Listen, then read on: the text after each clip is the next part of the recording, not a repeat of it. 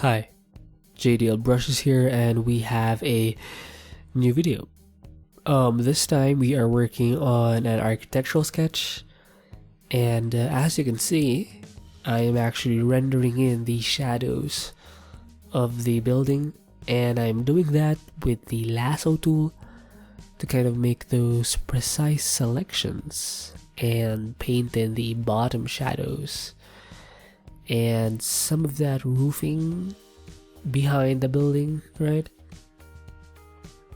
And I am taking my time with the shadows, being a little more precise and deliberate with them. And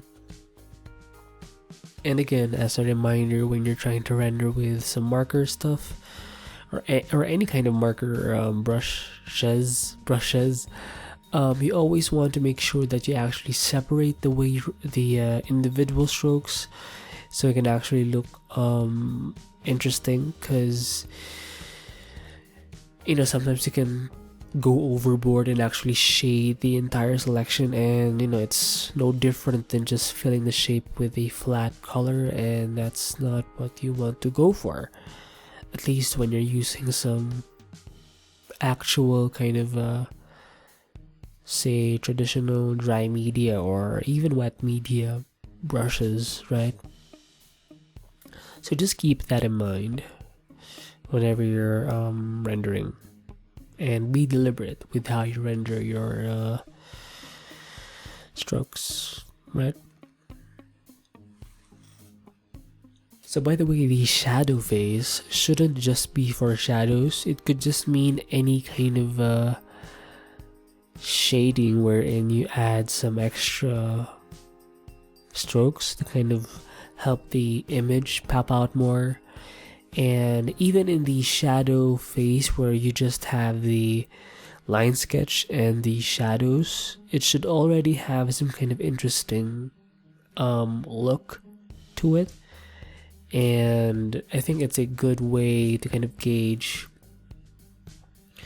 how your rendering is going. So make sure in the shadow phase alone you already have some kind of interesting image to work on, right?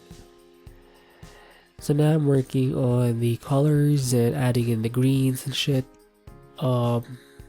making sure the colors are on multiply mode, and for the vegetation, I think I could have added a little more hues and stuff, because it's starting to look very monotonous and it's actually kind of boring in a way. And usually the way I fix up that kind of boringness is to actually increase the saturation just a bit to kind of add a little more life to the image. And that's actually kind of the cool thing when you're rendering with, say, Photoshop or really any other modern software or image editing software, is you can actually not worry so much about the final result, because you can always do a lot of quick changes, right? So do take advantage of your software, right? So right now I am using the color balance tool to kind of add a little more color, I guess. Especially I usually go for the shadows and add some purples or violets, and usually that helps. So yeah.